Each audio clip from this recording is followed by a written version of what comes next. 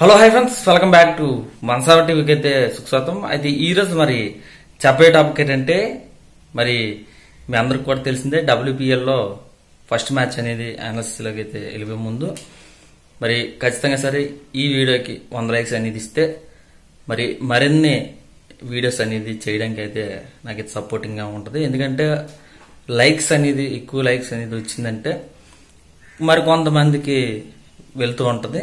ఖచ్చితంగా సరే వాళ్ళందరూ కూడా చూడాలని నేనైతే మనసులో అయితే కోరుకుంటూ ఉన్నాను. అయితే టాపిక్లకి అయితే మనం అయితే వెళ్ళిపోతే, ఫస్ట్ మ్యాచ్ అనేది Delhi versus Mumbai. Very very interesting. మరి ముంబై అయితే మొన్న అయితే కప్ అనేది గెలుచుకుంది WPL లో. అయితే ఇక్కడ హెడ్ టు హెడ్ రికార్డ్స్ అనేది చూసుకున్నా మరి 2 మ్యాచ్లు అనేది ముంబై గెలిస్తే ఒక మ్యాచ్ అనేది ఢిల్లీ అయితే గెలిచింది. కొంచెం ఈ వీళ్ళిద్దరూ కూడా కొంచెం బలంగానే ఉన్నారనేది మనం చెప్పొచ్చు. అయితే ఎక్కడ మరి జరుగుతుందంటే చిన్న స్వామి స్టేడియం. మరి ఇది మరి బెంగళూరులోనే ఉంటుంది. మరి ఎవరితో టాస్ చేస్తుంది వాళ్ళైతే ఫస్ట్ బ్యాటింగ్ అనేది ఎంచుకుని చాలా మంచిది. ఎందుకంటే 200+ గానే వచ్చిందంటే చాలా కష్టంగా మరి మారిపోయే ఛాన్స్ అనేది ఎక్కువగా మనకి కనిపిస్తుంది.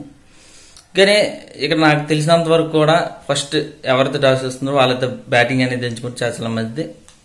మరి ఇది బ్యాటింగ్ ఫ్రంట్ వికెట్ గానీ మనం చెప్పొచ్చు ఈక్వల్ గా ఉండే ఛాన్స్ ఉంటుంది. అటు ఫాస్ట్ బౌలర్ గానీ అటు స్పిన్నర్స్ గానీ అనుకూలించే ఛాన్స్ అనేది ఎక్కువగా కనిపిస్తుంది. వర్షం పడే సూచనలు అయితే ఎక్కడ కూడా కనిపించట్లేదు. బలాబలాలు అయితే ఒకసారి అయితే చూసుకున్నా కౌల్ అనేది కెప్టెన్సీ అనేది వహిస్తుంది. మరి ఈ జట్టుకి అయితే వెరీ వెరీ ఇంట్రెస్టింగ్. మొన్నటిసారి అయితే ముంబైకి అయితే కప్ అయితే తేవడం అనేది జరిగింది.